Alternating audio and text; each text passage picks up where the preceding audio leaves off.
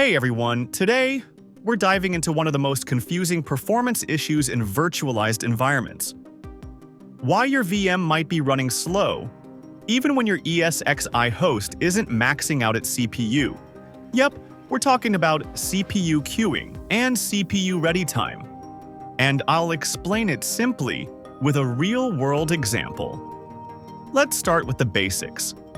CPU queuing, or CPU ready time, happens when a virtual CPU, or vCPU, is ready to run, but has to wait for a physical CPU core, or pCPU, to become available. The tricky part is, this can happen even when your ESXi host is only using 50 to 60% CPU. Sounds strange, right? Let me show you why. Imagine this setup. Your ESXi host has 4 physical cores. You create 4 virtual machines and give each one 2 vCPUs.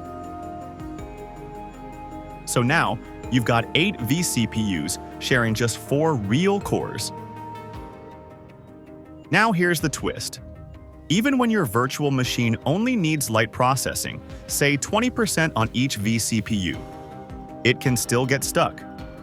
In this example, VMA needs just 2 vCPUs at 20% load each.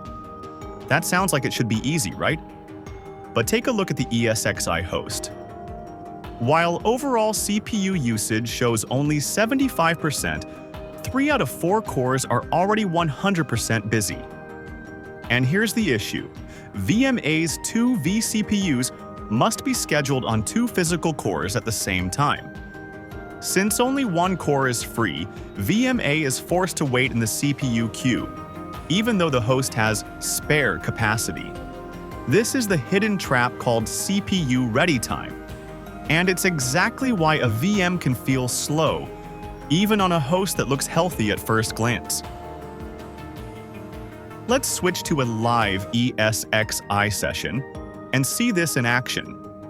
You can see that CPU ready is increasing on the graph, but the overall usage is not at 100%.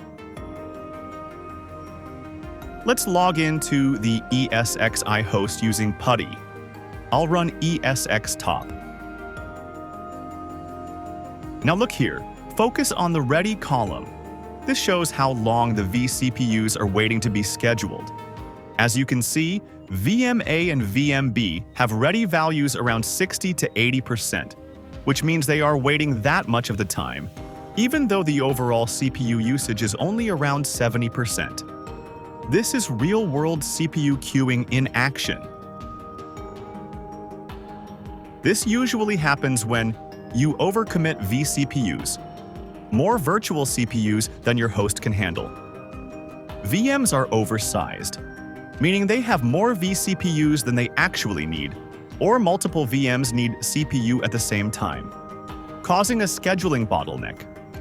All of this leads to slow VMs, lags, and even app timeouts, especially for real-time apps like recording systems. So how do you fix this? Start by right-sizing your VMs. If a VM only uses 1 vCPU most of the time, giving it 4 or 8 just makes scheduling harder. Next, monitor CPU ready time using vSphere or ESXtop. If it goes above 5%, it's a red flag. Also, pay attention to NUMA boundaries. If a VM is too large to fit in a single NUMA node, it can slow down due to memory access delays. And finally, trust vSphere's DRS. Make sure it's set to fully automated so it can move VMs around for better CPU balance. So the next time your VM feels slow, don't just look at CPU usage. Check CPU ready. If this video helped you understand CPU queuing in VMware, give it a like and drop your thoughts in the comments. Thank you.